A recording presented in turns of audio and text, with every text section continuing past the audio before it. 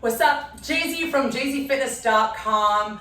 Are you suffering from major shoulder stiffness or any sort of inflammatory response from poor mobility in your shoulder area? Most of you are going to say yes. And as you are more athletic, you're going to experience that more, which means you need to do the therapies and the preventive stuff on a regular basis to avoid pain. Now, we all have arthritic changes in certain joints, one being the shoulders. For some people, it's the knees. For some people, it's even the hips and the lower back. For today, we're just going to focus on 4 key movements that's going to open up your shoulder girdle. And one thing to note is we're not just looking at the shoulder, we're going to look at all the compartments surrounding the shoulder, because that ultimately, my friends, is going to allow the shoulder to move freely. You ready?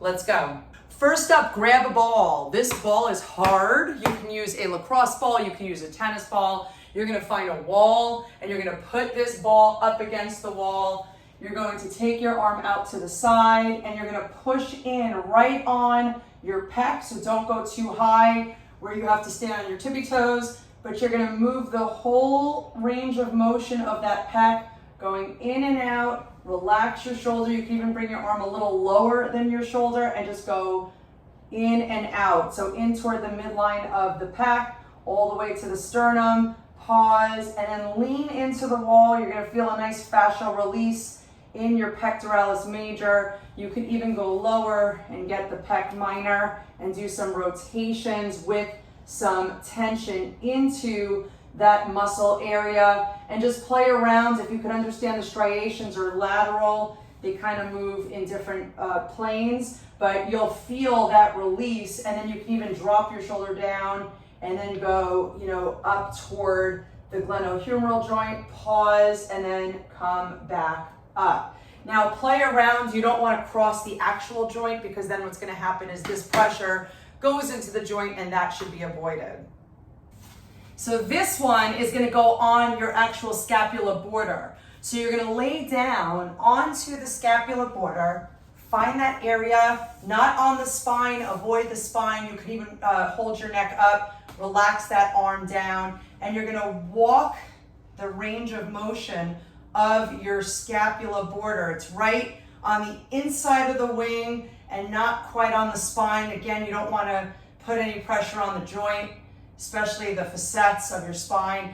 And then as the ball works its way up, you're going to notice it goes right into that levator scapula. You can even, if you want, elevate the hips up, and it's going to go right in there. It's like a nice deep tissue massage right at the top of your shoulder, and you're going to feel that release. So if you want to hold it for a count, you could also do that. Most importantly, make sure you breathe. Do you have mini bands? If you don't, go to my Amazon store, because I have a consolidation of the best tools for your at-home workout necessities that everyone and their mother should own, especially if you have a home gym or if you don't have time to go to the gym. These are the bomb. They come in different tensions. This happens to be the lightest.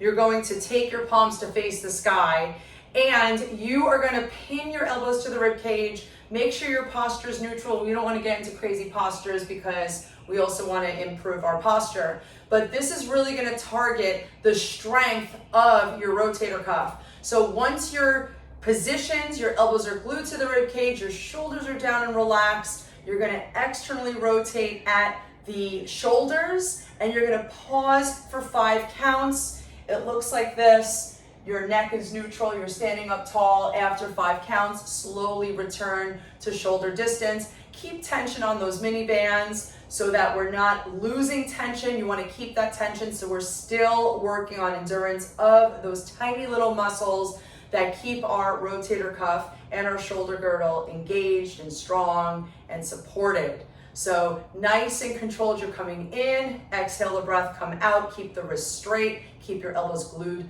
to the rib cage. This is a little strengthening exercise, so we just release some of the fascial chain. Now we're going to go into some strength. And then the last thing you're gonna do is what's called cobras. Cobras are my absolute favorites. You can grab 3 to 5 pound dumbbells or do it without any resistance. So what you're gonna do is you're gonna put yourself to the ground, you're gonna go onto your belly in a prone position, untuck your toes, turn your palms to face the ground. Once you're here, you're slightly elevating your shoulders off the ground, you're pushing the fingertips toward the back wall, unclench those glutes, and you're gonna bring your arms up toward the sky, and then find that sweet spot to where your neck is neutral. And if you are holding dumbbells, you are still focusing on scapular depression. So a lot of people put their shoulders toward their ears. We wanna really focus on driving our shoulders away from the ears without pinching that lower back, but really activating your lats, activating your lower trapezius, and all those muscles that are supposed to keep us nice and tall with a good, strong posture.